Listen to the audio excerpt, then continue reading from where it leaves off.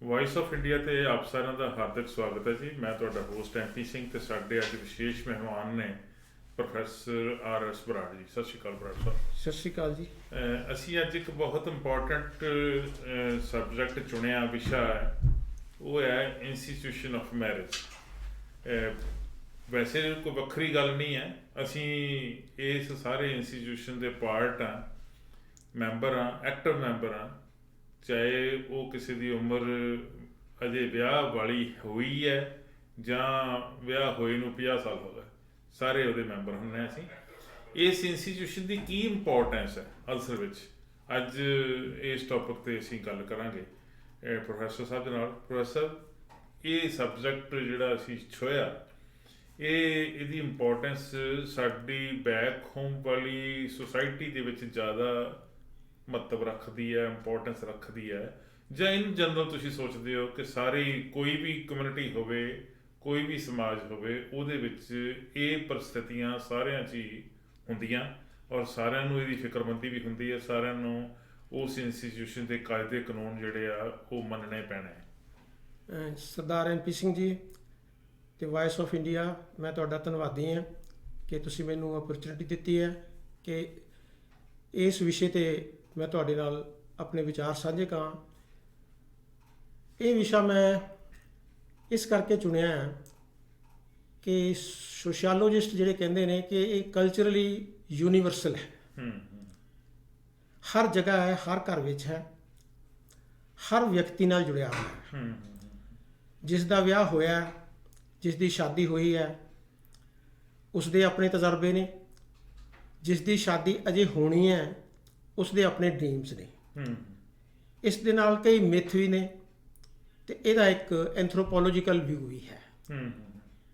ਸੋ ਇਹ ਵਿਸ਼ਾ ਮੈਂ ਤੁਹਾਡੇ ਨਾਲ ਅਤੇ ਵਿਊਅਰਸ ਨਾਲ ਸਾਂਝਾ ਕਰਨਾ ਚਾਹਾਂਗਾ ਤਾਂ ਕਿ ਕਈ ਟੈਬੂਜ਼ ਜੋ ਬਣੇ ਹੋਏ ਨੇ ਸਾਡੇ ਮੈਰਿਜ ਦੇ ਨਾਲ, ਉਹ ਤੁਹਾਡੇ ਮਨਾਂ ਵਿੱਚੋਂ ਜ਼ਰੂਰ ਦੂਰ ਹੋ ਸਕਣ। ਆਮ ਤੌਰ 'ਤੇ ਕਿਹਾ ਜਾਂਦਾ ਜੀ, ਵਿਆਹ ਦਾ ਲੱਡੂ ਜਿਹਨੇ ਖਾਧਾ ਉਹ ਵੀ ਪਛਤਾਉਂਦਾ, ਜਿਹਨੇ ਨਹੀਂ ਖਾਧਾ ਉਹ ਵੀ ਪਛਤਾਉਂਦਾ। ਬਿਲਕੁਲ ਬਿਲਕੁਲ, ਇਹ ਤੁਹਾਡੀ ਦਰੁਸਤ ਗੱਲ ਹੈ ਕਿ ਮੈਰਿਜ ਦਾ ਪਰਸਪੈਕਟਿਵ ਜਿਹੜਾ ਹੈਗਾ ਨਾ, ਜੇ ਅਸੀਂ ਹਿਸਟੋਰੀਕਲੀ ਦੇਖਦੇ ਹਾਂ, ਮੈਂ ਕ੍ਰਿਸਚੈਨਿਟੀ ਦੇ ਬੁੱਕਸ ਪੜ੍ਹ ਰਿਹਾ ਸੀਗਾ ਕਿ ਕ੍ਰਿਸਚੈਨਿਟੀ ਦੇ ਵਿੱਚ ਕਿਹਾ ਕਿ ਵਰਲਡ ਦੀ ਐਗਜ਼ਿਸਟੈਂਸ ਤੋਂ ਪਹਿਲਾਂ ਹੀ ਇਹ ਮਿਥ ਲਿਆ ਗਿਆ ਸੀਗਾ ਕਿ ਵਿਅਕਤੀ ਦੀ ਮੈਰਿਜ ਹੋਣੀ ਹੈ।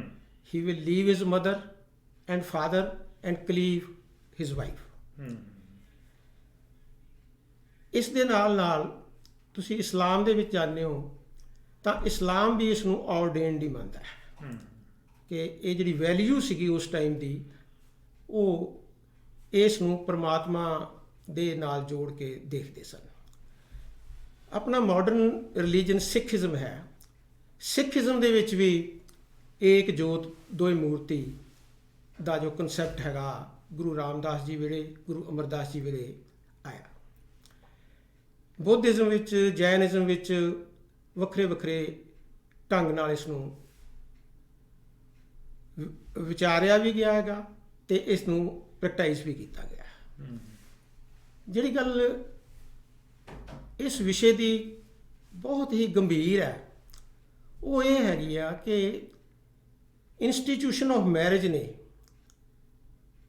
ਆਪਣੇ ਸ਼ੁਰੂਆਤ ਤੋਂ ਲੈ ਕੇ ਹੁਣ ਤੱਕ ਬਹੁਤ ਵੱਡੇ ਜਿਹੜੇ ਬੈਰੀਅਰਸ ਸੀ ਉਹਨਾਂ ਨੂੰ ਬ੍ਰੇਕ ਕੀਤਾ।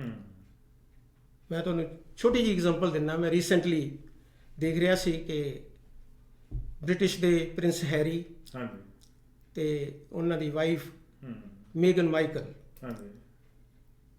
ਉਹਨਾਂ ਨੇ ਉਹ ਇਸ ਟਾਈਮ ਰੋਲ ਮਾਡਲ ਬਣ ਗਏ ਨੇ ਮੈਰਿਜ ਦੇ ਇੰਸਟੀਟਿਊਸ਼ਨ ਦੇ, ਕਿ ਉਹਨਾਂ ਨੇ ਬਹੁਤ ਵੱਡਾ ਆਪਣਾ ਰਾਜ ਭਾਗ ਤਿਆਗ ਕੇ ਔਰ ਉਹਨਾਂ ਨੇ ਜੌਬ ਨੂੰ ਆਪਟ ਕੀਤਾ ਹੈਗਾ। They are going for Liberty in the marriage, ਕਿ ਉਹਨਾਂ ਦੇ ਜਦੋਂ ਕੰਜ਼ਰਵੇਟਿਵ ਵਿਊਜ਼ ਨੇ ਉਹਨਾਂ 'ਚੋਂ ਉਹ ਨਿਕਲੇ ਨੇ। ਅਤੇ ਜਿਹੜਾ ਮਨੁੱਖ ਹੈ ਨਾ, ਇਸ ਨੇ ਇੰਸਟੀਟਿਊਸ਼ਨ ਆਫ ਮੈਰਿਜ ਦੇ ਵਿੱਚ ਰੇਸ ਦੇ, ਰਿਲੀਜਨ ਦੇ, ਰੀਜਨ ਦੇ ਅਤੇ ਫੈਮਿਲੀਜ਼ ਦੇ ਸਾਰੇ ਹੀ ਬੈਰੀਅਰਸ ਤੋੜ ਕੇ ਅੱਗੇ ਨੂੰ ਗਿਆ। ਔਰ ਉਹ ਬੈਰੀਅਰਸ ਜਿਹੜੇ ਹੈਗੇ ਆ, ਜਦੋਂ ਐਂਥਰੋਪੋਲੋਜਿਸਟ ਨੇ, ਉਹਨਾਂ ਨੇ ਜਦੋਂ ਉਹਨਾਂ ਨੂੰ ਐਨਾਲਿਸਿਸ ਕੀਤਾ ਹੈਗਾ ਤਾਂ ਸਭ ਤੋਂ ਪਹਿਲੀ ਕਿਤਾਬ ਇੱਕ ਆਈ ਸੀਗੀ ਕਿ ਹਿਸਟਰੀ ਆਫ ਹਿਊਮਨ ਮੈਰਿਜ। ਹੂੰ ਤਾਂ ਉਸ ਦੇ ਜਿਹੜੇ ਰਾਈਟਰ ਸੀਗੇ ਉਹ ਸੀਗੇ ਐਡਵਰਡ ਵੈਸਟਰਮਾਰਕ। ਉਹ ਸ਼ੁਰੂ ਵਿੱਚ ਲਿਖਦੇ ਨੇ ਕਿ ਜਿਹੜੀ ਮੈਰਿਜ ਹੈਗੀ ਆ ਇਹ ਬਹੁਤ ਹੀ ਡਿਊਰੇਬਲ ਕੰਟਰੈਕਟ ਹੈ, ਹੂੰ ਲਾਈਫ ਲੌਂਗ ਕੰਟਰੈਕਟ ਹੈ। ਇਹ ਗੱਲ ਉਹਨਾਂ ਨੇ 19th ਸੈਂਚੁਰੀ ਦੇ ਲਾਸਟ ਵਿੱਚ ਜਾ ਕੇ ਲਿਖੀ। ਫਿਰ ਉਹਨਾਂ ਨੇ ਲੋਕਾਂ ਦੇ ਤਜਰਬੇ ਦੇਖੇ, ਮੈਰਿਜ ਦੇ ਇੰਸਟੀਟਿਊਸ਼ਨ ਨੂੰ ਐਨਾਲਿਸਿਸ ਕੀਤਾ, ਤਾਂ ਲੇਟਰ ਉਹਨਾਂ ਨੇ ਆਪਣੇ ਆਪ ਨੂੰ ਬਦਲਿਆ। ਤਾਂ ਉਹਨਾਂ ਨੇ ਕਿਹਾ ਕਿ ਇਹਦੇ 'ਚ ਓਨੀ ਡਿਊਰੇਬਿਲਿਟੀ ਨਹੀਂ ਹੈ। ਹੀ ਲਿਮਟਡ ਇਟ ਟੂ ਕਿ ਆਦਮੀ ਤੇ ਔਰਤ ਦਾ ਇੱਕ ਰਿਲੇਸ਼ਨ ਹੈ। ਸਾਈਮਲਟੇਨੀਅਸਲੀ ਇੱਕ ਐਂਥਰੋਪੋਲੋਜਿਸਟ ਹੋਏ ਨੇ, ਉਹਨਾਂ ਦਾ ਨਾਂ ਸੀ ਐਡਵਰਡ ਲੀਚ। ਐਡਵਰਡ ਲੀਚ ਜਿਹੜੇ ਸੀਗੇ ਉਹਨਾਂ ਨੇ ਵੀ ਬਹੁਤ ਐਨਾਲਿਸਿਸ ਕੀਤਾ ਕਿ ਫਿਊਚਰ ਪਰਸਪੈਕਟਿਵ ਇਹਦਾ ਕੀ ਹੈ, ਇਹਦੀ ਡੈਫੀਨੇਸ਼ਨ ਮੈਰਿਜ ਦੀ ਕੀ ਹੋਣੀ ਚਾਹੀਦੀ ਆ। ਆਮ ਸਧਾਰਨ ਵਿਅਕਤੀ ਵਾਸਤੇ ਮੈਰਿਜ ਦੀ ਡੈਫੀਨੇਸ਼ਨ ਇਹ ਆ ਕਿ ਆਦਮੀ ਦਾ ਔਰਤ ਨਾਲ ਵਿਆਹ ਹੋ ਜਾਂਦਾ ਤੇ ਔਰਤ ਦਾ ਆਦਮੀ ਨਾਲ ਵਿਆਹ ਹੋ ਜਾਂਦਾ। ਇਹ ਇੱਕ ਸੀਮਿਤ ਜੀ ਡੈਫੀਨੇਸ਼ਨ ਹੈ। ਤਾਂ ਉਹ ਜਿਹੜੇ ਐਂਥਰੋਪੋਲੋਜਿਸਟ ਉਹ ਕਹਿੰਦੇ ਵੀ ਨਹੀਂ, ਇਹ ਗੱਲ ਇੱਥੋਂ ਤੱਕ ਸੀਮਿਤ ਨਹੀਂ ਰਹਿਣੀ। ਤਾਂ ਉਹਨਾਂ ਨੇ ਰਾਈਟਸ ਨੂੰ ਇਨਕਲੂਡ ਕੀਤਾ ਕਿ ਮੈਰਿਜ ਤੋਂ ਬਾਅਦ ਹਸਬੈਂਡ ਦੇ ਕੀ ਰਾਈਟਸ ਨੇ ਔਰ ਵਾਈਫ ਦੇ ਕੀ ਰਾਈਟਸ ਨੇ। 9 ਰਾਈਟਸ ਤਾਂ ਮੈਂ ਦੇਖਿਆ ਸੀਗਾ ਤਕਰੀਬਨ ਆਪਾਂ ਕਿ ਪ੍ਰੋਪਰਟੀ ਦਾ ਰਾਈਟ ਆ, ਬੱਚਿਆਂ ਦੀ ਟੇਕ ਕੇਅਰ ਕਿਵੇਂ ਕਰਨੀ ਹੈ, ਹਸਬੈਂਡ ਦੀ ਟੇਕ ਕੇਅਰ ਕਰਨੀ ਆ। ਤਾਂ ਜਿਹੜਾ 10th ਸੀਗਾ that was a very beautiful added. ਉਹ ਸੀਗਾ ਕਿ ਹਸਬੈਂਡ ਨੂੰ ਵਾਈਫ ਦੇ ਜਿਹੜੇ ਬ੍ਰਦਰਸ ਨੇ ਉਹਨਾਂ ਦੇ ਨਾਲ ਬਹੁਤ ਹੀ ਅਫਿਨਿਟੀ ਤੇ ਬਹੁਤ ਕਲੋਜ਼ ਰਿਲੇਸ਼ਨਸ਼ਿਪ ਰੱਖਣਾ ਚਾਹੀਦਾ ਹੈ। ਤਾਂ ਇਹ ਐਂਥਰੋਪੋਲੋਜੀਕਲ ਐਂਗਲ ਤੋਂ ਮੈਂ ਤੁਹਾਡੇ ਨਾਲ ਇਹ ਗੱਲ ਸ਼ੇਅਰ ਕਰ ਰਿਹਾ ਸੀ। ਮੈਂ ਇਸ ਤੋਂ ਪਹਿਲਾਂ ਤੁਹਾਨੂੰ ਥੋੜਾ ਜਿਹਾ ਪਿਛੋਕੜ ਤੇ ਲੈ ਕੇ ਜਾਣਾ ਚਾਹੁੰਦਾ ਜੀ। ਤੁਸੀਂ ਉਹਨੂੰ ਥੋੜਾ ਵਧੀਆ ਤਰੀਕੇ ਨਾਲ ਕਲੈਰੀਫਾਈ ਕਰ ਦੋਗੇ, ਜਿਹੜੇ ਮੇਰੇ ਸ਼ੰਕੇ ਆ ਉਹ ਨਿਵਰਤ ਹੋ ਜਾਣਗੇ। ਜ਼ਰੂਰ। ਇਹ ਜਦੋਂ ਸਮਾਜ ਦੀ ਬਣਤਰ ਦੀ ਗੱਲ ਅਸੀਂ ਕਰਦੇ ਹਾਂ, ਉਦੋਂ ਤਾਂ ਗੁਲਾਮਦਾਰੀ ਯੁੱਗ ਸੀਗਾ ਜੀ। ਠੀਕ ਹੈ ਜੀ, ਵਿਆਹ ਵਾਲੀ ਤਾਂ ਗੱਲ ਨਹੀਂ ਸੀ। ਭਾਵੇਂ ਉਸ ਜ਼ਮਾਨੇ 'ਚ ਮੈਂ ਵੀ ਬੜੀਆਂ ਕਿਤਾਬਾਂ ਪੜ੍ਹੀਆਂ, ਦੱਸਿਆ ਗਿਆ ਕਿ ਮਰਦ ਪ੍ਰਧਾਨ ਨਹੀਂ ਸਗੋਂ ਔਰਤ ਪ੍ਰਧਾਨ ਸਮਾਜ ਹੁੰਦਾ ਸੀਗਾ। ਔਰਤ ਕਬੀਲੇ ਦੀ ਮੁਖੀ ਹੈ, ਉਹ ਦੇਖਦੀ ਹੈ ਕਿ ਕਿਹੜੇ ਬੰਦੇ ਕੋਲੋਂ ਕੀ ਕੰਮ ਲੈਣਾ, ਮੈਂ ਕਿਹਦੇ ਨਾਲ ਰਹਿਣਾ ਤੇ ਕਿਹਨੂੰ ਮੈਂ ਆਪਦੇ ਨਾਲ ਰੱਖਣਾ, ਇਹ ਉਹਦਾ ਅਧਿਕਾਰ ਹੁੰਦਾ ਸੀ। ਉਹਦੇ ਤੇ ਡਿਪੈਂਡ ਕਰਦਾ ਸੀ। ਉਸ ਤੋਂ ਬਾਅਦ ਮਰਦ ਪ੍ਰਧਾਨ ਸਮਾਜ ਆ ਗਿਆ। ਮਰਦ ਪ੍ਰਧਾਨ ਸਮਾਜ ਦੇ ਵਿੱਚ ਤੁਸੀਂ ਦੇਖੋਗੇ ਬਹੁਤ ਸਾਰੇ ਧਾਰਮਿਕ ਵਖਰੇਵੇਂ ਆ, ਵੱਖਰੇ ਧਰਮਾਂ ਦੇ ਵਿੱਚ। ਕੁਝ ਧਰਮ ਜਿਹੜੇ ਆ ਇੱਕ ਤੋਂ ਵੱਧ ਵਿਆਹ ਕਰਨ ਦੀ ਇਜਾਜ਼ਤ ਦਿੰਦੇ ਆ, ਉਹ ਵੀ ਮਰਦ ਨੂੰ, ਔਰਤ ਨੂੰ ਨਹੀਂ। ਔਰਤ ਨੂੰ ਇੱਕੋ ਵਿਆਹ ਦੀ ਇਜਾਜ਼ਤ ਹੈ, ਮਰਦ ਭਾਵੇਂ 4 ਕਰ ਲਵੇ। ਠੀਕ ਹੈ ਜੀ। ਫਿਰ ਗੁਲਾਮਦਾਰੀ ਯੁੱਗ ਜਿਹੜਾ ਸੀ ਉਹ ਤਾਂ ਤੁਸੀਂ ਗੁਰੂ ਸਾਹਿਬਾਨ ਦਾ ਜ਼ਿਕਰ ਕੀਤਾ ਜੀ, ਉਹਦਾ ਮਹਾਰਾਜਾ ਰਣਜੀਤ ਸਿੰਘ ਦੇ ਵੇਲੇ ਵੀ ਸੀ। ਇੱਕ ਤੋਂ ਵੱਧ ਵਿਆਹ ਤੇ ਕਿੰਨੀਆਂ ਦਾਸੀਆਂ। ਠੀਕ ਹੈ ਜੀ। ਹਰਮੋਂ ਦੇ ਜਿਹੜੇ ਆ ਰਾਜੇ ਮਹਾਰਾਜੇ ਆਪਣੇ ਹੋਏ ਜੀ, ਮਹਾਰਾਜਾ ਕਪੂਰਥਲਾ ਹੋਇਆ ਜੀ, ਮਹਾਰਾਜਾ ਨਾਭਾ ਹੋਇਆ ਜੀ, ਮਹਾਰਾਜਾ ਪਟਿਆਲਾ ਹੋਇਆ ਜੀ। ਇਹਨਾਂ ਨੇ ਕਿੰਨੀਆਂ ਜਿਹੜੀਆਂ ਵਿਆਹ ਕੀਤੇ ਹੋਏ ਸੀ, ਕਿੰਨੀਆਂ ਸ਼ਾਦੀਆਂ ਸੀ ਇਹਨਾਂ ਦੀ, ਤੇ ਕਿੰਨੇ ਔਰਤਾਂ ਇਹਨਾਂ ਨੇ ਆਪਣੇ ਹਰਮ ਵਿੱਚ ਰੱਖੀਆਂ ਹੁੰਦੀਆਂ ਸੀ। ਇਹ ਸਾਰਾ ਕੁਛ ਜਿਹੜਾ ਜੀ, ਇਹ ਮੈਨੂੰ ਲੱਗਦਾ ਕਿ ਮਰਦ ਪ੍ਰਧਾਨ ਸਮਾਜ ਦੀ ਇਹ ਕ੍ਰੀਏਸ਼ਨ ਆ ਸਾਰੀ। ਉਹਨੇ ਆਪਦੇ ਹਿਸਾਬ ਨਾਲ ਬਣਾ ਲਿਆ, ਰੂਲਸ ਰੈਗੂਲੇਸ਼ਨ ਘੜ ਲਏ ਕਿ ਇੱਦਾਂ ਦਾ ਸਮਾਜ ਹੋਣਾ ਚਾਹੀਦਾ। ਸਰਦਾਰ MP ਸਿੰਘ ਜੀ, ਤੁਸੀਂ ਬਿਲਕੁਲ ਰਾਈਟ ਡਾਇਰੈਕਸ਼ਨ ਦੇ ਵਿੱਚ ਇਹ ਗੱਲ ਕੀਤੀ ਹੈ ਕਿ ਮਰਦ ਪ੍ਰਧਾਨ ਹੈ ਕਿ ਔਰਤ ਪ੍ਰਧਾਨ ਹੈ। ਕਿ ਹਿਸਟੋਰੀਕਲੀ ਅਸੀਂ ਦੇਖਦੇ ਹਾਂ ਕਿ ਜਿਹੜੀ ਔਰਤ ਸੀ ਉਸ ਨੂੰ ਇਹ ਰਾਈਟ ਸੀਗਾ। ਹਿੰਦੂ ਮੈਥੋਲੋਜੀ 'ਚ ਆਪਾਂ ਦੇਖਦੇ ਹਾਂ, ਹਿੰਦੂ ਧਰਮ 'ਚ ਦੇਖਦੇ ਹਾਂ ਕਿ ਸੀਤਾ ਦਾ ਸਵੰਬਰ ਸੀ, ਕਿ ਕੰਸੈਂਟ ਜਿਹੜੀ ਹੈਗੀ ਆ ਪਹਿਲਾਂ ਵਿਮਨ ਦੀ ਹੁੰਦੀ ਸੀ। ਹਾਂਜੀ, ਬਿਲਕੁਲ। ਇਸਲਾਮ ਜਿਹੜਾ ਹੈਗਾ ਇਹ ਰਿਲੀਜਨ ਬੇਸਡ ਹੈਗਾ। ਇਹਦੇ ਵਿੱਚ ਵੀ ਜਿਹੜੀ ਕੰਸੈਂਟ ਹੈਗੀ ਆ, ਸਭ ਤੋਂ ਪਹਿਲਾਂ ਜਦੋਂ ਨਿਕਾਹ ਹੁੰਦਾ ਹੈਗਾ ਤਾਂ ਔਰਤ ਨੂੰ ਪੁੱਛਿਆ ਜਾਂਦਾ ਕਿ ਕਬੂਲ ਹੈ, ਕਬੂਲ ਹੈ, ਕਬੂਲ ਹੈ। ਔਰਤ ਦੀ ਕੰਸੈਂਟ ਹੈ। ਜੇ ਤੁਸੀਂ ਸਿੱਖੀਜ਼ਮ ਵਿੱਚ ਜਾਣਦੇ ਹੋ ਤਾਂ ਇੱਥੇ ਤਕਰੀਬਨ ਗੁਰੂ ਸਾਹਿਬ ਨੇ ਜੋ 4 ਲਾਵਾਂ ਗੁਰੂ ਰਾਮਦਾਸ ਦੀਆਂ ਨੇ ਉਹਦੇ 'ਚ ਇਕੁਅਲ ਦਰਜਾ ਦਿੱਤਾ ਹੋਇਆ ਹੈ। ਰਹੀ ਗੱਲ ਕਿ ਕਿਹੜੇ ਟਾਈਮ ਔਰਤ ਜਿਹੜੀ ਹੈਗੀ ਆ ਉਹ ਪ੍ਰਧਾਨ ਹੈ ਤੇ ਕਿਹੜੇ ਟਾਈਮ ਮਰਦ ਪ੍ਰਧਾਨ ਹੈ। ਇਹ ਵੱਖਰੇ ਵੱਖਰੇ ਕਬੀਲਿਆਂ ਵਿੱਚ, ਵੱਖਰੇ ਵੱਖਰੇ ਦੇਸ਼ਾਂ ਦੇ ਵਿੱਚ ਔਰ ਵੱਖਰੇ ਵੱਖਰੇ ਕਿ ਜੋਗ੍ਰਾਫਿਕਲ ਏਰੀਆ ਦੇ ਵਿੱਚ ਜਿਹੋ ਜਿਹੇ ਕਲਚਰ ਸੀ, ਤਾਂ ਹੀ ਤਾਂ ਇਹਨਾਂ ਨੂੰ ਜਿਹੜੇ ਸੋਸ਼ੀਓਲੋਜਿਸਟ ਨੇ ਉਹਨਾਂ ਨੇ ਉਸ ਨੂੰ ਕਲਚਰਲੀ ਯੂਨੀਵਰਸਲ ਕਿਹਾ ਹੋਇਆ ਹੈਗਾ ਕਿ ਜਿੱਥੇ ਕਬੀਲਿਆਂ ਦੇ ਵਿੱਚ ਮੀਨਸ ਆਫ ਅਰਨਿੰਗ ਜਿਹੜੇ ਹੈਗੇ ਆ ਔਰਤ ਦੇ ਕੋਲ ਸੀਗੇ, ਉੱਥੇ ਔਰਤ ਹੀ ਡਿਸਾਈਡ ਕਰਦੀ ਸੀ। ਜਿੱਥੇ ਮੀਨਸ ਆਫ ਅਰਨਿੰਗ ਜਿਹੜੇ ਹੈਗੇ ਆ, ਜਦੋਂ ਅਗਰੇਰੀਅਨ ਸੁਸਾਇਟੀ ਆ ਜਾਂਦੀ ਹੈਗੀ ਆ, ਕਿਉਂਕਿ ਉਹ ਖੇਤਾਂ ਵਿੱਚ ਕੰਮ ਕਰਨਾ ਹੁੰਦਾ ਸੀ, ਸਟਰੋਂਗ ਕੰਮ ਹੁੰਦਾ ਸੀ, ਹਾਰਡ ਹੁੰਦਾ ਸੀ, ਤਾਂ ਆਦਮੀ ਨੂੰ ਉੱਥੇ ਜ਼ਿਆਦਾ ਕੰਮ ਕਰਨਾ ਪੈਂਦਾ ਸੀ, ਤਾਂ ਆਦਮੀ ਦੇ ਡਿਸੀਜਨ ਜਿਹੜੇ ਹੈਗੇ ਆ ਓਵਰਰਾਈਡ ਕਰਨੇ। ਦੂਸਰੀ ਜਿਹੜਾ ਪੱਖ ਦਾ ਹੈਗਾ ਕਿ ਹੌਲੀ ਹੌਲੀ ਜਿਵੇਂ ਸੁਸਾਇਟੀ ਡਿਵੈਲਪ ਹੋਈ ਤਾਂ ਆਦਮੀ ਤੇ ਔਰਤ ਦੇ ਵਿੱਚ ਕੁਝ ਡਿਊਟੀਜ਼ ਡਿਫਾਈਨ ਹੋਣੀਆਂ ਸ਼ੁਰੂ ਹੋਈਆਂ, ਜਿਹੜੀਆਂ ਕਿ ਫਿਊਡਲ ਟਾਈਮ ਦੇ ਸੀ, ਅਗਰੇਰੀਅਨ ਸੁਸਾਇਟੀ ਸੀ। ਉਹ ਡਿਊਟੀਜ਼ ਇਹ ਸੀ ਕਿ ਜਿਹੜਾ ਆਦਮੀ ਹੈ ਉਹ ਬਾਹਰਲੇ ਕੰਮ ਕਰੂਗਾ, ਫੈਮਿਲੀ ਨੂੰ ਸਿਕਿਉਰਿਟੀ ਦੇਊਗਾ, ਜਿਹੜੀ ਔਰਤ ਹੈ ਉਹ ਘਰ ਦੇ ਕੰਮ ਕਰੂਗੀ, ਫੈਮਿਲੀ ਦੀ ਟੇਕ ਕੇਅਰ ਕਰੂਗੀ। ਨਹੀਂ, ਪਰ ਇਹ ਵੀ ਬਣਾਇਆ ਹੈ ਨਾ ਸਮਾਜ ਨੇ, ਉਹਨੇ ਡਿਊਟੀਆਂ ਵੰਡ ਦਿੱਤੀਆਂ। ਇਹ ਤੁਸੀਂ ਠੀਕ ਹੈ ਜੀ, ਪਰ ਤੁਸੀਂ ਦੇਖੋ ਜੀ ਪ੍ਰੈਕਟੀਕਲ ਕੀ ਹੈਗਾ, ਬਹੁਤ ਸਾਰੇ ਖੇਤ ਮਜ਼ਦੂਰ ਜਿਹੜੇ ਆ, ਖੇਤਾਂ ਦੇ ਵਿੱਚ ਮਜ਼ਦੂਰ ਕੰਮ ਕਰਦੇ, ਜਿਹੜੇ ਮੇਲ ਤੇ ਫੀਮੇਲ ਬਰਾਬਰ ਦਾ ਕੰਮ ਉਹਨਾਂ ਨੂੰ ਕਰਨਾ ਪੈਂਦਾ। ਜਿਹੜੇ ਲੋਕੀ ਖੇਤੀ ਨਾਲ ਸੰਬੰਧ ਹੈਗਾ ਦੂਜਿਆਂ ਦਾ, ਵੀ ਮਜ਼ਦੂਰਾਂ ਦਾ ਨਹੀਂ, ਕਿਸਾਨਾਂ ਦੀ ਗੱਲ ਕਹਿ ਰਹੇ, ਪੂਰਾ ਟੱਬਰ ਹੀ ਇਸ ਕੰਮ ਵਿੱਚ ਇਨਵੋਲਵ ਹੈਗਾ। ਭੱਠੇ ਦੇ ਉੱਤੇ ਜੇ ਮੇਲ ਬੰਦਾ, ਇੱਟਾਂ ਦੇ ਭੱਠੇ ਉੱਤੇ ਮੇਲ ਜਾਂਦਾ ਫੈਮਿਲੀ ਦਾ ਮੁਖੀ, ਤੇ ਫੀਮੇਲ ਵੀ ਜਾਂਦੀ, ਉਹਨਾਂ ਦੇ ਬੱਚੇ ਵੀ ਜਾਂਦੇ। ਬਿਲਕੁਲ ਠੀਕ ਹੈ ਜੀ। ਤੁਸੀਂ ਨਾ ਇਸ ਗੱਲ ਨੂੰ ਇਸ ਤਰ੍ਹਾਂ ਆਪਾਂ ਸਮਝ ਸਕਦੇ ਹੈਗੇ ਆ ਕਿ ਜਿਹੜੀ ਮੈਰਿਜ ਹੈਗੀ ਆ, ਇੱਕ ਤਾਂ ਇਹ ਬਾਇਓਲੋਜੀਕਲ ਨੀਡਸ ਨੇ ਬੰਦੇ ਦੀਆਂ ਤੇ ਔਰਤ ਦੀਆਂ। ਹਾਂ, ਇਹ ਕਿਹਾ ਜਾ ਸਕਦਾ ਇਹਨੂੰ। ਇਸ ਕਰਕੇ ਇਹ ਦੋਨੋਂ ਇਕੱਠੇ ਰਹਿੰਦੇ ਨੇ। ਬਾਇਓਲੋਜੀਕਲ ਨੀਡਸ ਤੋਂ ਅੱਗੇ ਕੀ ਹੈਗੇ ਆ ਕਿ ਫੈਮਿਲੀ ਦੀਆਂ ਰਿਸਪੌਂਸਿਬਿਲਿਟੀਜ਼ ਨੇ। ਫੈਮਿਲੀ ਦੀਆਂ ਰਿਸਪੌਂਸਿਬਿਲਿਟੀਜ਼ ਕੀ ਹੈ ਕਿ ਬੱਚਿਆਂ ਦਾ ਬਰਥ ਹੋਣਾ, ਉਹਨਾਂ ਦੀ ਟੇਕ ਕੇਅਰ ਕਰਨੀ ਹੈਗੀ ਆ, ਉਹਨਾਂ ਦੀ ਐਜੂਕੇਸ਼ਨ ਦਾ ਹੈਗਾ। ਤਾਂ ਉਹਦੇ ਵਾਸਤੇ ਜਿਵੇਂ ਜਿਵੇਂ ਸੁਸਾਇਟੀ ਗਰੋ ਕਰਦੀ ਹੈਗੀ ਆ, ਇੰਡਸਟਰੀਅਲ ਸੁਸਾਇਟੀ ਆਉਂਦੀ ਹੈਗੀ ਆ, ਅਲਟਰਾ ਇੰਡਸਟਰੀਅਲ ਸੁਸਾਇਟੀ ਆਉਂਦੀ ਹੈਗੀ ਆ, ਤਾਂ ਜਿਹੜਾ ਮਾਈਂਡ ਵੀ ਹੈ ਨਾ ਆਦਮੀ ਦਾ ਵੀ ਤੇ ਔਰਤ ਦਾ ਜਿਹੜਾ ਹੈਗਾ ਉਹ ਐਵੋਲੂਸ਼ਨ ਵੱਲ ਜਾਂਦਾ ਹੈਗਾ। ਅੱਜ ਅਸੀਂ ਉਸ ਸਟੇਜ ਤੇ ਖੜੇ ਹੋਏ ਹਾਂ ਕਿ ਔਰਤ ਤਕਰੀਬਨ ਆਦਮੀ ਦੇ ਬਰਾਬਰ ਕੰਮ ਕਰਦੀ ਹੈਗੀ ਆ, ਡਿਸੀਜਨ ਜਿਹੜੇ ਹੈਗੇ ਉਹ ਜੁਆਇੰਟਲੀ ਲੈਂਦੇ ਨੇ। ਇਸ ਦੀ ਖੂਬਸੂਰਤੀ ਇਸ ਤੋਂ ਵੀ ਦੇਖਿਆ ਜਾਵੇ ਕਿ ਜਿੰਨੀਆਂ ਮਾਡਰਨ ਸੁਸਾਇਟੀਜ਼ ਨੇ ਉੱਥੇ ਜਿਹੜੇ ਡਿਸੀਜਨ ਮੇਕਿੰਗ ਨੇ ਉਹਨਾਂ ਵਿੱਚ ਤਕਰੀਬਨ ਆਮ ਸਹਿਮਤੀ, ਜਿਹਨੂੰ ਕਹਿੰਦੇ ਕਨਸੈਂਸਸ ਹੈਗੀ ਆ, ਉਹ ਡਿਵੈਲਪ ਹੋ ਗਈ।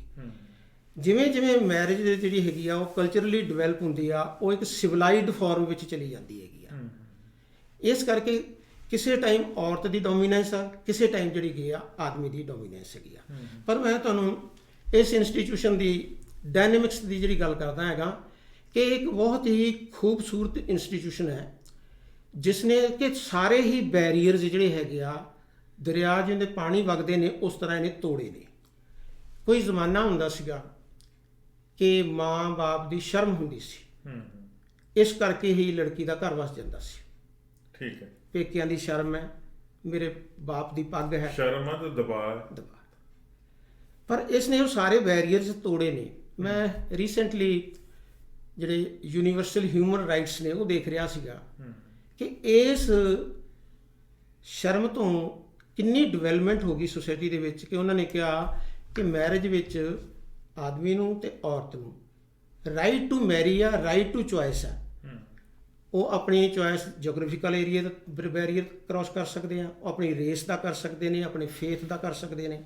ਉਹ ਤੁਹਾਡੇ ਕੋਲ ਐਗਜ਼ਾਮਪਲਸ ਨੇ ਇੰਡੀਆ ਵਿੱਚ ਕਿੰਨੀਆਂ ਜਦੋਂ ਧਰਮਿੰਦਰ ਦੀ ਮੈਰਿਜ ਹੋਈ ਸੀ ਸੈਕੰਡ ਹੇਮਾ ਮਾਲਿਨੀ ਨਾਲ, ਤਾਂ ਬੈਰੀਅਰ ਕ੍ਰਾਸ ਹੋਇਆ ਸੀਗਾ ਔਰ ਉਹ ਰੋਲ ਮਾਡਲ ਵੀ ਬਣੇ ਸੀ। ਤਾਂ ਇਹ ਸਟੈਟਿਕ ਨਹੀਂ ਹੈ ਸਿਸਟਮ। ਇਹ ਜਿਹੜਾ ਸਿਸਟਮ ਜਿਹੜਾ ਹੈਗਾ, ਮੈਂ ਜੋ ਸਮਝਦਾ ਹੈਗਾ ਕਿ ਇਹ ਬਹੁਤ ਹੀ ਡਾਇਨਾਮਿਕ ਹੈ ਔਰ ਇਹਨੇ ਕਿਹੜੇ ਸਟੇਜ ਦੇ ਉੱਪਰ ਕਿਹੜੇ ਬੈਰੀਅਰ ਨੂੰ ਕ੍ਰਾਸ ਕਰ ਦੇਣਾ। ਤੁਸੀਂ ਇਤਿਹਾਸ ਮਿਥਿਹਾਸ ਪੜ੍ਹਦੇ ਹੋ, ਕਈ ਰਾਜਿਆਂ ਨੇ ਆਪਣੇ ਰਾਜ ਭਾਗ ਇਸ ਕਰਕੇ ਛੱਡ ਦਿੱਤੇ ਕਿ ਉਸ ਪਰਿਵਾਰ ਦਾ, ਉਸ ਰਾਜ ਦਾ ਇਹ ਫੈਸਲਾ ਹੁੰਦਾ ਸੀ ਕਿ ਤੁਸੀਂ ਜਿਹੜੀ ਮੈਰਿਜ ਕਰਨੀ ਆ ਉਹ ਇਸ ਜੋਗ੍ਰਾਫਿਕਲ ਏਰੀਆ 'ਚ ਕਰਨੀ ਆ ਜਾਂ ਇਸ ਰੇਸ ਵਿੱਚ ਕਰਨੀ ਆ, ਤੇ ਅਦਰਵਾਈਜ਼ ਤੁਹਾਨੂੰ ਰਾਜ ਭਾਗ ਛੱਡਣਾ ਪਊਗਾ। ਤਾਂ ਉਹਨਾਂ ਨੇ ਰਾਜ ਭਾਗ ਛੱਡ ਦਿੱਤਾ। ਤਾਂ ਜਿਹੜਾ ਬੰਦਾ ਹੈ ਨਾ, ਇਹਦੇ ਅੰਦਰ ਇੱਕ ਥਾਟ ਹੈਗਾ, ਔਰਤ ਉਹਦੇ ਅੰਦਰ ਵੀ ਥਾਟ ਹੈਗਾ, ਔਰ ਅਸੀਂ ਇਸ ਟਾਈਮ ਇਹ ਥਾਟ ਨੂੰ ਪ੍ਰਵੇਲ ਹੁੰਦਾ ਦੇਖ ਰਹੇ ਹਾਂ ਕਿ ਜੋ ਡਿਸੀਜਨ ਨੇ ਉਹ ਕਈ ਵਾਰੀ ਤੁਹਾਨੂੰ ਸ਼ੌਕਿੰਗ ਲੱਗਦੇ ਨੇ ਵੀ ਇਹ ਕਿਵੇਂ ਹੋ ਗਿਆ। ਪਰ ਜਿਹੜਾ ਥਾਟ ਪ੍ਰੋਸੈਸ ਹੁੰਦਾ ਉਹਨੂੰ ਕੋਈ ਰੋਕ ਨਹੀਂ ਸਕਦਾ। ਇਹ ਇੰਨਾ ਪਾਵਰਫੁਲ ਹੁੰਦਾ ਔਰ ਮੈਰਿਜ ਦਾ ਥਾਟ ਪ੍ਰੋਸੈਸ ਜਿਹੜਾ ਹੈਗਾ, this is the most powerful thought process in both in man and women. ਇੱਕ ਬਰਾੜ ਸਾਹਿਬ, ਮੈਂ ਹੋਰ ਗੱਲ ਤੁਹਾਡੇ ਨਾਲ ਸ਼ੇਅਰ ਕਰਨੀ ਚਾਹੁੰਦਾ। ਜਿਸ ਸੁਸਾਇਟੀ 'ਚ ਅਸੀਂ ਰਹਿ ਰਹੇ ਹਾਂ, ਜੋ ਪ੍ਰਵੇਲਿੰਗ ਸਿਚੁਏਸ਼ਨ ਆ, ਮੌਜੂਦਾ ਜੋ ਹਾਲਾਤ ਆ, ਉੱਥੇ ਤਾਂ ਇਹ ਹੈ ਕਿ ਇਕੱਠੇ ਰਹਿੰਦੇ ਆ, ਮੈਰਿਜ ਦਾ ਕੋਈ ਕਨਸੈਪਟ ਹੀ ਨਹੀਂ ਹੈ। ਇਹ ਤੁਸੀਂ ਬਿਲਕੁਲ ਜਿਹੜੇ ਲਿਵ ਇਨ ਰਿਲੇਸ਼ਨਸ਼ਿਪ ਨੇ ਉਹਨਾਂ ਵੱਲ ਵੀ ਤੁਸੀਂ ਸੰਕੇਤ ਕਰ ਰਹੇ ਹੋ। ਹਾਂਜੀ। ਅਸੀਂ ਜਿਹੜੇ ਫਿਊਡਲ ਸੁਸਾਇਟੀ ਵਿੱਚੋਂ ਆਏ ਹੋਏ ਹਾਂ, ਸਾਡੇ ਨਾਲ ਟੈਬੂਜ਼ ਨੇ ਮੈਰਿਜ ਪ੍ਰਤੀ, ਸਾਡੇ ਰੋਲ ਮਾਡਲ ਨੇ। ਅਸੀਂ ਦੋ ਰੋਲ ਮਾਡਲ ਮੰਨ ਕੇ ਚੱਲੇ ਹੋਏ ਹਾਂ। ਇੱਕ ਤਾਂ ਇਹ ਕਿ ਇਹ ਆਈਡੀਅਲ ਕਪਲ ਹੈ, ਕਿਸੇ ਦੀ ਬਹੁਤ ਬਣਦੀ ਹੋਵੇ, ਅਸੀਂ ਕਹਿੰਦੇ ਵੀ ਬਹੁਤ ਹੀ ਖੂਬਸੂਰਤ ਜੋੜਾ ਹੈ ਔਰ ਉਹਦਾ ਰੈਫਰੈਂਸ ਅਸੀਂ ਹਰ ਜਗ੍ਹਾ ਤੇ ਦਿੰਦੇ ਹਾਂ। ਇੱਕ ਅਸੀਂ ਇਹ ਕਹਿੰਦੇ ਹਾਂ ਕਿ ਇਹ ਆਈਡੀਅਲ ਸੁਸਾਇਟੀ ਹੈ, ਉਹਦਾ ਵੀ ਅਸੀਂ ਰੈਫਰੈਂਸ ਦਿੰਦੇ ਹਾਂ। ਪਰ ਇਹਦੇ ਨਾਲ ਜਿਹੜੇ ਇਹ ਟੈਬੂਜ਼ ਨੇ ਸਾਡੇ ਮਾਈਂਡ ਦਾ ਹਿੱਸਾ ਬਣ ਜਾਂਦੇ ਨੇ। ਜੋ ਐਨਾਲਿਸਿਸ ਹੈ ਮੈਰਿਜ ਦੇ ਇੰਸਟੀਟਿਊਸ਼ਨ ਦਾ, ਕੋਈ ਵੀ ਮੈਰਿਜ ਆਈਡੀਅਲ ਨਹੀਂ ਹੁੰਦੀ ਤੇ ਕੋਈ ਵੀ ਜਿਹੜਾ ਹੈਗਾ ਕਪਲ ਆਈਡੀਅਲ ਨਹੀਂ ਹੁੰਦਾ। ਉਹ ਸਰਟਨ ਸਿਚੁਏਸ਼ਨਸ ਹੁੰਦੀਆਂ ਨੇ ਜਿਨ੍ਹਾਂ ਦੇ ਵਿੱਚ ਉਹ ਚੰਗਾ ਪਰਫਾਰਮ ਕਰ ਰਹੇ ਹੁੰਦੇ ਨੇ ਤੇ ਦੇਖਣ ਵਾਲਿਆਂ ਨੂੰ ਉਹ ਲੱਗ ਰਿਹਾ ਤੇ ਇਹ ਚੰਗਾ ਲੱਗਦਾ। ਬਿਲਕੁਲ ਠੀਕ। ਅਗਰ ਉਹ ਟੈਬੂ ਤੁਸੀਂ ਆਪਣੇ ਮਨ ਦਾ ਹਿੱਸਾ ਬਣਾਓਗੇ ਤਾਂ ਤੁਹਾਡੀਆਂ ਮੈਰਿਜਸ ਰੈਕ ਹੋ ਜਾਣਗੀਆਂ ਕਿ ਇਸ ਕਿਸਮ ਦਾ ਜਿਹੜਾ ਕਪਲ ਹੈ ਮੈਂ ਕਿਉਂ ਨਹੀਂ ਬਣ ਸਕਿਆ। ਤੁਸੀਂ ਫਿਲਮ ਇੰਡਸਟਰੀ 'ਚ ਦੇਖ ਲਓ, ਦੇਖਣ ਨੂੰ ਤਾਂ ਬਹੁਤ ਲੱਗਦਾ ਹੁੰਦਾ ਕਿ ਬਹੁਤ ਆਈਡੀਅਲ ਕਪਲ ਨੇ। ਜੇ ਤੁਸੀਂ ਸਰਵੇ ਵੀ ਕਰਦੇ ਹੋ, ਲੋਕਾਂ ਨੂੰ ਮਿਲਦੇ ਵੀ ਹੋ, ਤੁਹਾਨੂੰ ਆਈਡੀਅਲ ਕਪਲ ਨਹੀਂ ਮਿਲੂਗਾ, ਕਿਉਂਕਿ ਆਈਡੀਅਲਿਜ਼ਮ ਜਿਹੜਾ ਹੈਗਾ ਉਹ ਮੈਰਿਜ ਦੇ ਇੰਸਟੀਟਿਊਸ਼ਨ ਵਿੱਚ ਨਹੀਂ ਸੀ। ਇਹ ਬੇਸਿਕਲੀ ਬਾਇਓਲੋਜੀਕਲ ਨੀਡਸ ਸੀ। ਸੁਸਾਇਟੀ ਵਿੱਚ ਇਸ ਨੂੰ ਲੈਜੀਟੀਮੇਟ ਕੀਤਾ ਹੈ ਔਰ ਲੈਜੀਟੀਮੇਟਾਈਜ਼ ਕੀਤਾ ਹੈਗਾ ਔਰ ਇਹਨੂੰ ਰਿਲੀਜਨ ਨੇ ਪਿੱਛੋਂ ਆਰਡੇਨਡ ਕਹਿ ਕੇ ਇਸ ਨੂੰ ਇੱਕ ਮਾਨਤਾ ਮਿਲੀ ਹੋਈ ਆ। ਮੈਨੂੰ ਲੱਗਦਾ ਕਈ ਵਾਰ ਇੱਦਾਂ ਹੁੰਦਾ ਜੀ, ਅਸੀਂ ਇਹ ਕਹਿੰਦੇ ਆ ਜੋ ਸਾਨੂੰ ਚੰਗਾ ਲੱਗਦਾ, ਕਿਸੇ ਵਿੱਚ ਸਾਨੂੰ ਚੰਗਾ ਲੱਗਦਾ, ਰਿਫਲੈਕਸ਼ਨ ਸਾਨੂੰ ਆ ਗਈ, ਅਸੀਂ ਉਹਨੂੰ ਚੰਗਾ ਕਹਿਣ ਲੱਗ ਜਾਂਦੇ ਹਾਂ। ਜੇ ਰਿਫਲੈਕਸ਼ਨ ਸਾਨੂੰ ਚੰਗੀ ਨਹੀਂ ਆਈ, ਸਾਡੇ ਮੁਤਾਬਕ ਨਹੀਂ ਹੈਗੀ, ਤੇ ਅਸੀਂ ਉਹਨੂੰ ਬੁਰਾ ਕਹਿਣ ਲੱਗ ਜਾਂਦੇ ਹਾਂ। ਜਾਂ ਆਈਡਲ, ਤੁਸੀਂ ਆਈਡਲ ਦੀ ਗੱਲ ਕਰਦੇ ਆ, ਅਸਲ 'ਚ ਸਾਨੂੰ ਚੰਗਾ ਲੱਗਾ, ਮੈਨੂੰ ਚੰਗਾ ਲੱਗਾ ਕਿ ਫਲਾਣਾ ਬੰਦਾ ਠੀਕ ਹੈਗਾ, ਠੀਕ ਹੈ ਜੀ, ਫਲਾਣੇ ਬੰਦੇ 'ਚ ਇਹ ਗੁਣ ਹੈਗੇ, ਇਹ ਚੰਗੇ ਗੁਣ ਆ, ਤੇ ਮੇਰੇ ਵਾਸਤੇ ਉਹ ਆਈਡਲ ਆ। ਜੇ ਦੂਜੇ ਨੂੰ ਨਹੀਂ ਚੰਗੇ ਲੱਗੇ ਤਾਂ ਉਹਦੇ ਵਾਸਤੇ ਨਹੀਂ ਹੈ। ਉਹ ਇੱਕ ਸਾਰਿਆਂ ਵਾਸਤੇ, ਸਾਰੀ ਸੁਸਾਇਟੀ ਵਾਸਤੇ ਨਹੀਂ ਆਈਡੀਅਲ ਹੋ ਸਕਦਾ। ਕਿਉਂਕਿ ਆਪਾਂ ਮੈਰਿਜ ਇੰਸਟੀਟਿਊਸ਼ਨ ਦੀ ਜਿਹੜੀ ਗੱਲ ਹੈ ਜੀ, ਉਹ ਮੈਨੂੰ ਲੱਗਦਾ ਕਿ ਇਹ ਹੁਣ ਹਾਲਾਤ ਜਿਹੜੇ ਆ ਉਹ ਬਦਲਦੇ ਜਾਂਦੇ। ਮੇਲ ਨਾਲ ਵਿਆਹ ਕਰਾਈ ਜਾਂਦਾ ਜੀ, ਫੀਮੇਲ ਨਾਲ ਵਿਆਹ ਕਰਾਈ ਜਾਂਦੇ। ਇਹ ਜਿਸ ਸੁਸਾਇਟੀ ਦੀ ਆਪਾਂ ਰਹਿੰਦੇ ਪਏ, ਮੈਂ ਉਹਦੀ ਗੱਲ ਕਰਦਾ। ਸਾਡੇ ਵਿੱਚੋਂ ਵੀ ਫੈਮਿਲੀਜ਼ ਦੇ ਬੱਚੇ ਜਿਹੜੇ ਆ ਨਾ ਜੀ ਸਾਡੇ, ਉਹ ਆਪਦੇ ਕੈਰੀਅਰ ਬਣਾਉਂਦੇ ਆਪਦੀ ਮੈਰਿਜ ਦੇ ਵੱਲ ਏਜ ਨੂੰ ਕ੍ਰਾਸ ਕਰ ਜਾਂਦੇ, ਮੁੜ ਕੇ ਸੂਟੇਬਲ ਮੈਚ ਨਹੀਂ ਲੱਭਦਾ, ਫਿਰ ਵਿਚਾਰ ਨਹੀਂ ਰਲਦੇ। ਅਸਲ 'ਚ ਤਾਂ ਇਹ ਸੁਸਾਇਟੀ ਵਿਚਾਰਾਂ ਦੀ ਸੁਮੇਲਤਾ ਨੂੰ, ਵਿਚਾਰਾਂ ਮਿਲਾਉਣ ਨੂੰ ਪ੍ਰੈਫਰੈਂਸ ਦਿੰਦੀ ਹੈ। ਇਹ ਸੁਸਾਇਟੀ ਜਿਹੜੀ ਇੱਥੇ ਦੀ ਹੈਗੀ ਜੀ, ਇਹ ਨਹੀਂ ਕਹਿੰਦੀ ਕਿ ਫੈਮਿਲੀ ਦੇ ਵਿੱਚ ਪੇਰੈਂਟਸ ਜਿਹੜੇ ਆ ਉਹ ਲੜਕੀ ਦੇ ਵਿਆਹ ਬਾਰੇ ਸੋਚਣ ਜਾਂ ਲੜਕੇ ਦੇ ਵਿਆਹ ਬਾਰੇ ਸੋਚਣ। ਪੇਰੈਂਟਸ ਨੂੰ ਤੁਸੀਂ ਪੁੱਛੋ, ਕਹਿੰਦੇ ਜੀ ਇਹਨਾਂ ਨੇ ਆਪੇ ਲੱਭ ਲੈਣਾ, ਇਹਨਾਂ ਨੇ ਆਪੇ ਕਰ ਲੈਣਾ, ਜਦੋਂ ਕਰਨਗੇ ਅਸੀਂ ਵੀ ਹਾਮੀ ਭਰ ਦਾਂਗੇ, ਅਸੀਂ ਵਿਆਹ 'ਚ ਸ਼ਾਮਲ ਹੋ ਜਾਵਾਂਗੇ। ਮਤਲਬ ਇਹ ਸਿਚੁਏਸ਼ਨ ਜਿਹੜੀ ਤੇਜ਼ੀ ਨਾਲ ਬਦਲੀ ਹੈ ਜੀ, ਇਹਦੇ ਪਿੱਛੇ ਕੀ ਕਾਰਨ? ਸਤਾਰਾ MP ਸਿੰਘ ਜੀ, ਇਹਦੇ ਪਿੱਛੇ ਇੱਕ ਮੇਜਰ ਕਾਰਨ ਇਹ ਹੈਗਾ ਕਿ ਸੁਸਾਇਟੀ ਬਹੁਤ ਫਾਸਟਲੀ ਪਿਛਲੇ 30-40 ਸਾਲ ਦੇ ਵਿੱਚ ਇੰਡੀਆ ਦੇ ਵਿੱਚ ਡਿਵੈਲਪ ਹੋਈ ਹੈਗੀ, ਬਹੁਤ ਗਰੋ ਹੋਈ ਹੈਗੀ ਆ। ਸਾਰਾ ਜਿਹੜਾ ਗਲੋਬਲ ਥਾਟ ਸੀਗਾ ਉਹ ਇੱਕਦਮ ਜਿਹੜਾ ਹੈਗਾ ਥਰੂ ਇੰਟਰਨੈਟ ਜਿਹੜਾ ਹੈਗਾ, ਸੋਸ਼ਲ ਮੀਡੀਆ, ਉਹ ਸਾਡੀ ਯੰਗਰ ਜਨਰੇਸ਼ਨ ਕੋਲ ਪਹੁੰਚ ਗਿਆ। ਤਾਂ ਯੰਗਰ ਜਨਰੇਸ਼ਨ ਜਿਹੜੀ ਹੈਗੀ ਆ ਉਹ ਸਾਰੀ ਹੀ ਗੋਲ ਓਰੀਐਂਟਡ ਬਣ ਗਈ। ਹਰ ਇੱਕ ਬੱਚੇ ਦਾ ਇੱਕ ਗੋਲ ਬਣ ਗਿਆ ਮਨ ਦੇ ਵਿੱਚ ਕਿ ਮੈਂ ਬੈਸਟ ਕਿਵੇਂ ਆਪਣਾ ਕਰ ਸਕਦਾ ਹੈਗਾ। ਤਾਂ ਜਿਹੜੀ ਮੈਰਿਜ ਹੈਗੀ ਆ, ਮੈਰਿਜ ਉਹਨਾਂ ਨੂੰ ਲੱਗਦਾ ਕਿ ਇਹਦੇ ਵਿੱਚ ਅਬਸਟਰਕਸ਼ਨ ਹੈ, ਕਿ ਮੈਰਿਜ ਸੈਕੰਡਰੀ ਆ। ਜਿਹੜੀ ਪੁਰਾਣੀ ਸੁਸਾਇਟੀ ਸੀ ਉਹਦੇ ਵਿੱਚ ਅਸੀਂ ਸੋਚਦੇ ਸੀ ਕਿ ਟਾਈਮ ਨਾਲ ਮੈਰਿਜ ਹੋਣੀ ਚਾਹੀਦੀ ਆ। ਉਹ ਇੱਕ ਤਰ੍ਹਾਂ ਦਾ ਯੂਨੀਵਰਸਲ ਲਾ ਨਹੀਂ ਸੀਗਾ, ਪਰ ਉਸ ਸਮੇਂ ਦੀ ਲੋੜ ਹੁੰਦੀ ਸੀਗੀ। ਕਾਨੂੰਨੀ ਤੌਰ ਤੇ ਵੀ ਇਦਾਂ ਦੀ ਹੈਗੀ ਆ, ਮੈਰਿਜੇਬਲ ਏਜ ਦੀ ਗੱਲ ਹੈ। ਹਾਂ, ਕਾਨੂੰਨੀ ਤੌਰ ਤੇ ਜੋ ਮੈਰਿਜ ਹੈਗਾ ਉਹ ਮਿਨੀਮਮ ਏਜ ਉਹਨਾਂ ਨੇ ਕਹੀ ਆ 18 ਹੈਗੀ ਆ। ਮੈਕਸੀਮਮ ਤਾਂ ਚਾਹੇ ਤੁਸੀਂ 50 'ਚ ਕਰਵਾ ਲਓ, 60 'ਚ ਕਰਾ ਲਓ, 70 'ਚ ਕਰਵਾ ਲਓ, ਉਹ ਕੋਈ ਸ਼ਰਤ ਨਹੀਂ। ਦੂਸਰੀ ਰਹੀ ਗੱਲ ਕਿ ਅੱਗੇ ਇਹ ਗੱਲ ਕਹਿੰਦੇ ਸੀ ਕਿ ਪੀੜ੍ਹੀ ਤਾਂ ਤੁਰੂਗੀ ਜੇ ਬੱਚਾ ਹੋਊਗਾ। ਹੂੰ ਤਾਂ ਜਿਹੜੀ ਬੱਚੇ ਹੋਣ ਦੀ ਏਜ ਸੀਗੀ, ਅਸੀਂ ਉਹ ਕਹਿੰਦੇ ਸੀ ਕਿ 30 to 40 ਜਿਹੜੀ ਹੈਗੀ ਆ ਬੜੀ ਫਰਟਾਈਲ ਟਾਈਮ ਹੁੰਦਾ ਸੀਗਾ। ਕਿਸੇ ਟਾਈਮ ਆਪਾਂ 25 ਤੋਂ 35 ਕਹਿ ਦਿੰਦੇ ਸੀਗੇ। ਹੁਣ ਜਿਹੜੀ ਪੀੜ੍ਹੀ ਤੁਰਨ ਵਾਲੀ ਗੱਲ ਜਿਹੜੀ ਹੈਗੀ ਆ ਉਹ ਸਾਡੇ ਕਲਚਰ ਦਾ ਹਿੱਸਾ ਨਹੀਂ ਹੈ, ਕਿਉਂਕਿ ਅਸੀਂ ਪਿੱਛੋਂ ਸਾਰੀਆਂ ਆਪਣੀਆਂ ਜਿਹੜੀਆਂ ਪ੍ਰਾਪਰਟੀਜ਼ ਜਿਹੜੀਆਂ ਹੈਗੀਆਂ ਨੇ ਉਹ ਪੀੜ੍ਹੀ ਤੁਰਨ ਵੱਲ ਨੂੰ ਨਹੀਂ ਗਈਆਂ ਗੀਆਂ। ਉਹਨਾਂ ਦੇ ਤਾਂ ਸਮਝ ਲਓ ਇਹ ਹੈਗੇ ਕਿ ਬੱਚੇ ਮਾਈਗ੍ਰੇਟ ਕਰ ਰਹੇ ਨੇ, ਅਤੇ ਜਾਂ ਬੱਚੇ ਇੰਡੀਆ ਦੇ ਵਿੱਚ ਵੀ ਜਿਹੜੇ ਹੈਗੇ ਆ ਇੱਧਰੋਂ ਉੱਧਰ ਜਾ ਰਹੇ ਨੇ, ਉੱਧਰੋਂ ਉੱਧਰ, ਕਿ ਉਹ ਆਪਣੀ ਰੂਟ ਨਾਲ ਨਹੀਂ ਜੁੜੇ ਹੋਏ। ਜਦੋਂ ਰੂਟ ਨਾਲ ਨਹੀਂ ਜੁੜੇ ਹੋਏ ਤਾਂ ਉਹਨਾਂ ਨੂੰ ਜਿਹੜੀ ਪੀੜ੍ਹੀ ਤੁਰਨ ਵਾਲੀ ਗੱਲ ਸੀਗੀ, ਤੇ ਤੁਹਾਡਾ ਕਲਚਰ ਕਹਿੰਦਾ ਸੀਗਾ ਵੀ ਤੁਹਾਡੀ ਪੀੜ੍ਹੀ ਅੱਗੇ ਕਿਵੇਂ ਤੁਰੂਗੀ, ਤੁਹਾਡੇ ਬੱਚਾ ਨਹੀਂ ਹੈਗਾ, ਤਾਂ ਉਹ ਪ੍ਰਾਇਰਟੀਜ਼ ਜਿਹੜੀਆਂ ਗੀਆਂ ਪਿੱਛੇ ਨੇ। ਹੁਣ ਪ੍ਰਾਇਰਟੀਜ਼ ਕੀ ਨੇ? ਬਿਲਕੁਲ ਡਿਫਰੈਂਟ ਹੈ। ਮੈਂ ਦੇਖਦਾ ਕਿ ਸਟਾਕ ਐਕਸਚੇਂਜ ਦੇ ਵਿੱਚ ਤੁਸੀਂ ਕਿੰਨੇ ਪੈਸੇ ਲਾ ਲਓਗੇ, ਜਦੋਂ ਤੁਸੀਂ 60 ਸਾਲ ਦੇ ਹੋ ਜਾਓਗੇ ਤੁਹਾਨੂੰ ਕਿੰਨੀ ਸਿਕਿਉਰਿਟੀ ਹੋ ਜਾਊਗੀ।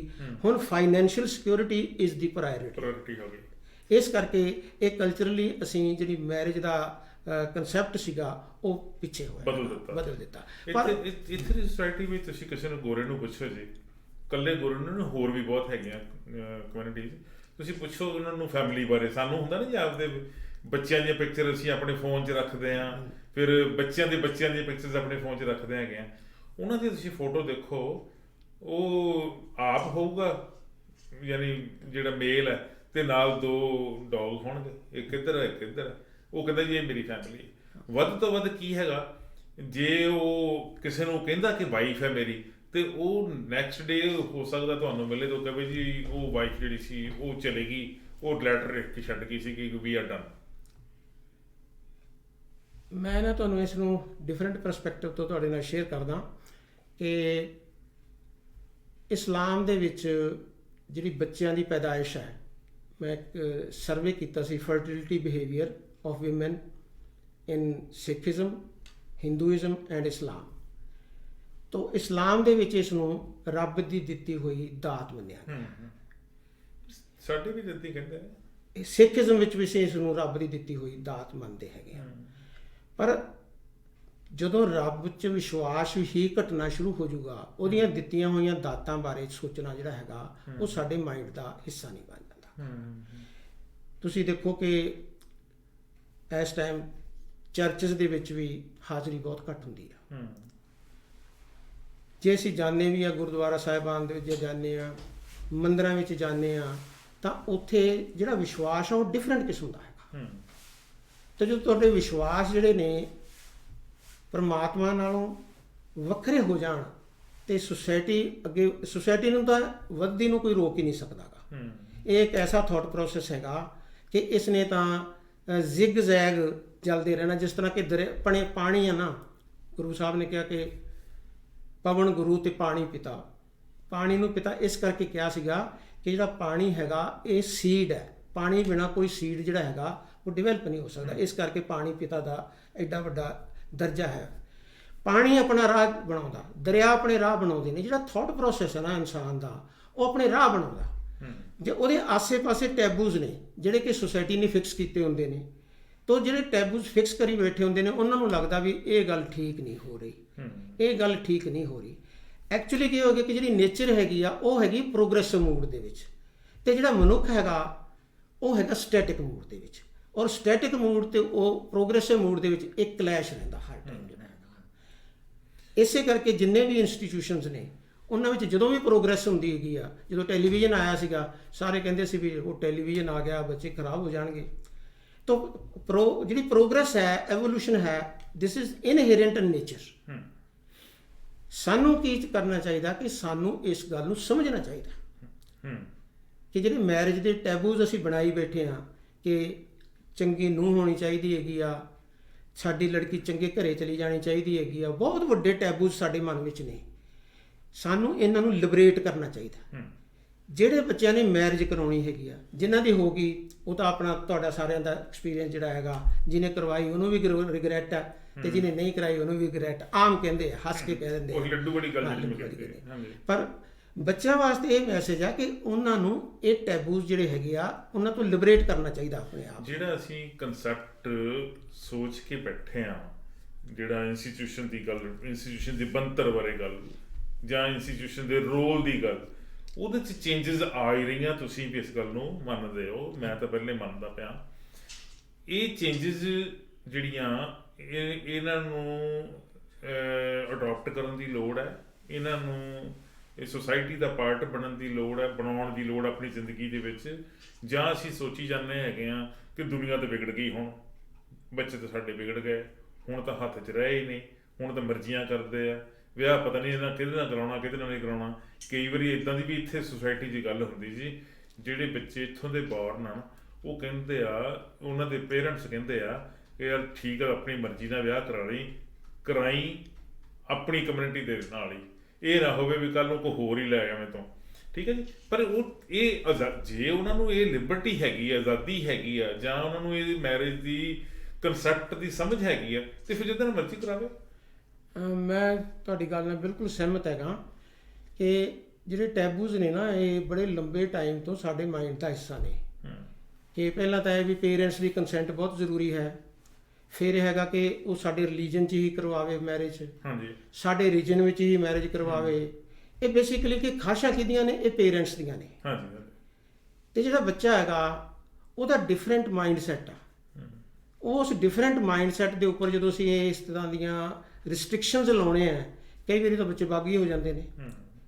ਜ਼ਰੂਰਤ ਇਸ ਗੱਲ ਦੀ ਆ ਕਿ ਜਿਹੜਾ ਸਾਡਾ ਬਰਥ ਹੈ ਨਾ, ਜੋ ਮੈਂ ਮਹਿਸੂਸ ਕਰਦਾ ਹੈਗਾ, ਇਹ ਐਕਸੀਡੈਂਟਲ ਨਹੀਂ ਹੈਗਾ। ਜੇ ਅਸੀਂ ਸਿੱਖ ਰਿਲੀਜਨ ਸਾਡਾ ਬਰਥ ਹੋਇਆ ਹੈ, ਦਿਸ ਇਜ਼ ਨਾਟ ਐਕਸੀਡੈਂਟਲ, ਇਹ ਆਰਡੇਨਡ ਸੀਗਾ। ਜੇ ਕਿਸੇ ਦਾ ਹਿੰਦੂ ਵਿੱਚ ਇਹ ਪਲੈਨਡ ਹੈ, ਕੁਦਰਤੀ ਪਲੈਨਿੰਗ ਹੈਗੀ ਆ। ਸਾਡੇ ਕੋਲੇ ਨਾ ਕੁਝ ਲਿਟਰੇਚਰ ਹੈ ਜਿਹੜਾ ਕਿ ਸਾਨੂੰ ਗਾਈਡ ਕਰਦਾ। ਸਾਨੂੰ ਉਹ ਲਿਟਰੇਚਰ ਜਿਹੜਾ ਹੈਗਾ ਬੱਚਿਆਂ ਨੂੰ ਮੈਰਿਜ ਪ੍ਰਤੀ ਜ਼ਰੂਰ ਦੱਸ ਦੇਣਾ ਚਾਹੀਦਾ ਹੈ ਕਿ ਆਹ ਲਿਟਰੇਚਰ ਜਿਹੜਾ ਹੈਗਾ ਇਸ ਇੰਸਟੀਟਿਊਸ਼ਨ ਨੂੰ ਰੂਲਸ ਐਂਡ ਰੈਗੂਲੇਸ਼ਨ ਵਿੱਚ ਲੈ ਕੇ ਜਾਊਗਾ, ਔਰ ਇਹ ਬਹੁਤ ਹੀ ਲਿਬਰਲ ਹੈ। ਫਾਰ ਐਗਜ਼ਾਮਪਲ ਮੈਂ ਤੁਹਾਨੂੰ ਦੱਸਦਾ ਕਿ ਸਿੱਖੀਜ਼ਮ ਦੇ ਵਿੱਚ 4 ਲਾਵਾਂ ਦਾ ਪਾਠ ਹੁੰਦਾ ਹੈ। ਬਿਲਕੁਲ। ਉਹਦੇ ਵਿੱਚ ਸਿੱਖਿਆ ਕੀ ਦਿੱਤੀ ਜਾਂਦੀ ਆ ਕਿ ਅੱਜ ਤੋਂ ਬਾਅਦ ਤੁਸੀਂ ਦੋਨੇ ਜਿਹੜੇ ਹੈਗੇ ਆ ਆਪਣੀ ਗ੍ਰਸਤੀ ਜੀਵਨ ਦੇ ਨਾਲ ਨਾਲ ਸਪਿਰਿਚੁਅਲ ਜਰਨੀ ਵੀ ਸ਼ੁਰੂ ਕਰਨੀ ਹੈ। ਕਿਉਂਕਿ ਕਈ ਵਾਰੀ ਜ਼ਿੰਦਗੀ 'ਚ ਇਹ ਹੀ ਨਹੀਂ ਪਤਾ ਲੱਗਦਾ ਕਿ ਮੈਂ ਸਪਿਰਿਚੁਅਲ ਜਰਨੀ ਸ਼ੁਰੂ ਕਰਨੀ ਵੀ ਆ ਕਿ ਨਹੀਂ ਵੀ ਕਰਨੀ।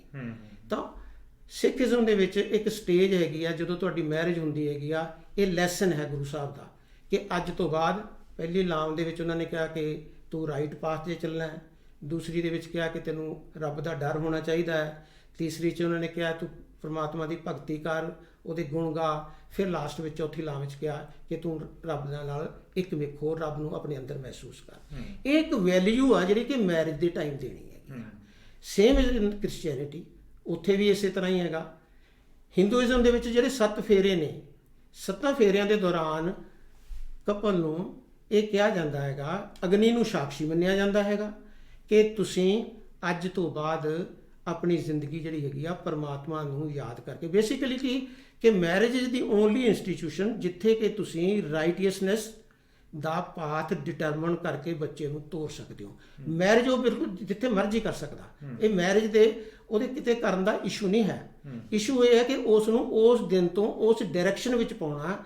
ਐਂਡ ਇਨ ਆਪਣੇ ਜਿਹੜੇ ਰਿਲੀਜਨ ਨੇ, ਜਿਹੜੇ ਕਿ ਤੁਹਾਡੇ ਗਾਈਡਿੰਗ ਪ੍ਰਿੰਸੀਪਲਸ ਨੇ, ਬਹੁਤ ਲੰਬੇ ਟਾਈਮ ਤੋਂ ਸਾਡੀ ਉਹ ਸਿਵਲਾਈਜੇਸ਼ਨ ਦਾ ਪਾਰਟ ਵੀ ਨੇ, ਉਹ ਸਾਰੇ ਹੀ ਬੱਚੇ ਨੂੰ ਜ਼ਰੂਰ ਦੱਸ ਦੇਣੇ ਚਾਹੀਦੇ ਨੇ ਔਰ ਟਾਈਮਲੀ ਉਹਨੂੰ ਰਿਮਾਈਂਡ ਕਰਨੇ ਚਾਹੀਦੇ। ਇਹ ਪਹਿਲਾਂ ਦੱਸਣਾ ਚਾਹੀਦਾ ਜੀ, ਉਸ ਦਿਨ ਦੱਸਣ ਦਾ ਕੀ ਫਾਇਦਾ? ਬਿਲਕੁਲ ਠੀਕ ਗੱਲ ਹੈ ਕਿ ਮੈਰਿਜ ਦੇ ਵਿੱਚ ਤੁਸੀਂ, ਉਹਦੇ ਮੈਨੂੰ ਲੱਗਦਾ ਫਾਰਮੈਲਿਟੀ ਹੋ ਜਾਂਦੀ। ਤੁਸੀਂ ਬਹੁਤ ਲਾਈਟ ਮੂਡ ਦੀ ਗੱਲ ਹੈ ਇਹ ਕਿ ਜੇ ਤੁਸੀਂ ਕਿਤੇ ਡਰਾਈਵਿੰਗ ਕਰਨੀ ਹੈ, ਤੁਹਾਨੂੰ ਡਰਾਈਵਿੰਗ ਲਾਇਸੈਂਸ ਦੀ ਲੋੜ ਹੈ।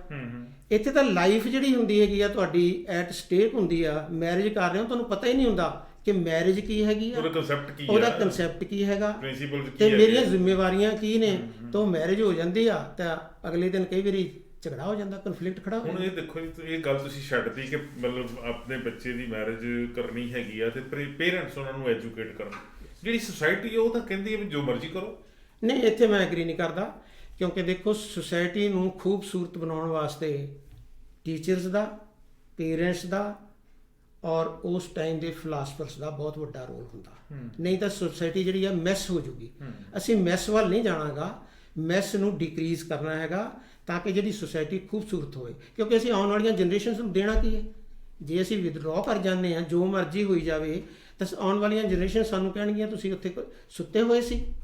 ਕਿ ਤੁਹਾਡੀ ਜ਼ਿੰਦਗੀ ਜਿਹੜੀ ਆ, ਤੁਹਾਡੇ ਬੱਚਿਆਂ ਦੀ ਜ਼ਿੰਦਗੀ ਇਸ ਤਰ੍ਹਾਂ ਜਾ ਰਹੀ ਸੀ ਤੇ ਤੁਸੀਂ ਕਿਉਂ ਨਹੀਂ ਬੋਲੇ ਹੋ? ਇਸ ਕਰਕੇ ਫਿਰ ਮੈਨੂੰ ਉਹ ਗੱਲ ਆ ਗਈ ਨਾ ਕਿ ਲਾਵਾਂ ਦੇ ਪਾਠ ਦੀ ਇੰਪੋਰਟੈਂਸ ਜਿਹੜੀ ਆ ਉਸ ਦਿਨ ਜਿਹੜੀ ਉਹ ਇੰਨੀ ਜ਼ਿਆਦਾ ਨਹੀਂ ਜਿੰਨੀ ਉਦੋਂ ਪਹਿਲਾਂ ਦੱਸਣੀ ਉਦੋਂ ਪਹਿਲਾਂ ਦੱਸਣੀ ਚਾਹੀਦੀ। ਜੇ ਉਹ ਪੰਡਿਤ ਜੀ 7 ਫੇਰਿਆਂ ਦੀ ਗੱਲ ਦੱਸਦੇ ਆ, ਉਹ ਸੰਸਕ੍ਰਿਤ ਵਿੱਚੋਂ ਫਿਰ ਉਹਨੂੰ ਹਿੰਦੀ ਚ ਅਨੁਵਾਦ ਕਰਦੇ ਜਾਂ ਪੰਜਾਬੀ ਚ ਅਨੁਵਾਦ ਕਰਦੇ, ਉਹ ਪਹਿਲਾਂ ਪਤਾ ਹੋਣਾ ਚਾਹੀਦਾ। ਉਹਨੂੰ ਤਾਂ ਸੁਣਦਾ ਵੀ ਸ਼ਾਇਦ ਕੋਈ ਨਹੀਂ। ਬਿਲਕੁਲ, ਮੈਂ ਇਹ ਗੱਲ ਜ਼ਰੂਰ ਕਹੂੰਗਾ ਕਿ ਜਿਹੜੇ ਬੱਚਿਆਂ ਨੇ ਮੈਰਿਜ ਕਰਵਾਉਣੀ ਆ, ਦੇ must understand the concept of marriage. ਉਹਨਾਂ ਦੀਆਂ ਰਾਈਟਸ ਕੀ ਨੇ, ਉਹਨਾਂ ਦੀਆਂ ਡਿਊਟੀਜ਼ ਕੀ ਨੇ, ਉਹਨਾਂ ਦੀ ਫਾਈਨੈਂਸ਼ੀਅਲ ਸਟੇਟਸ ਕੀ ਹੈਗਾ, ਆਉਣ ਵਾਲੀ 5-10 ਸਾਲ ਦੀ ਉਹਨਾਂ ਦੀ ਪਲੈਨਿੰਗ ਹੋਣੀ ਚਾਹੀਦੀ ਆ। ਮੈਰਿਜ ਉਹ ਕਿਤੇ ਮਰਜ਼ੀ ਕਰਵਾ ਲੈਣ ਔਰ ਉਹ ਸਕਸੈਸਫੁਲ ਮੈਰਿਜ ਹੋ ਜਾਵੇ। ਐਸੀ ਨਹੀਂ ਹੈ ਕਿ ਧਰਤੀ ਤੇ ਸਕਸੈਸਫੁਲ ਮੈਰਿਜਸ ਨਹੀਂ ਹੈਗੀਆਂ, ਪਰ ਜਿਹੜੀਆਂ ਨੂੰ ਅਸੀਂ ਆਈਡੀਅਲ ਮੰਨ ਕੇ ਉਹਨਾਂ ਦੀ ਕਾਪੀ ਕਰ ਰਹੇ ਹੈਗੇ ਆ, ਉੱਥੇ ਅਸੀਂ ਥੋੜੀ ਬਹੁਤੀ ਗਲਤੀ ਕਰ ਰਹੇ ਹਾਂ। ਇਸ ਇੰਸਟੀਟਿਊਸ਼ਨ ਨੂੰ ਬਹੁਤ ਜ਼ਿਆਦਾ ਸਟਰੋਂਗ ਕਰਨ ਦੀ ਲੋੜ ਹੈ ਮੈਨੂੰ ਲੱਗਦਾ। ਬਿਲਕੁਲ। ਜੇ ਅਸੀਂ ਸੋਚੀ ਚੱਲੀਏ ਕਿ ਇਹ ਪਿਛਲੇ ਪਰੰਪਰਾਵਾਂ ਚੱਲੀਆਂ ਆਉਂਦੀਆਂ, ਉਹ ਪਰੰਪਰਾਵਾਂ ਦੇ ਵਿੱਚ ਦੇਖੋ ਬਿਨਾਂ ਸ਼ੱਕ ਜਦੋਂ ਆਨੰਦ ਕਾਰਜ ਹੁੰਦਾ ਤੇ ਉਹ ਭਾਈ ਸਾਹਿਬ ਜਿਹੜੇ ਆ ਗ੍ਰੰਥੀ ਉਹ ਪਾਠ ਕਰਦੇ ਆ।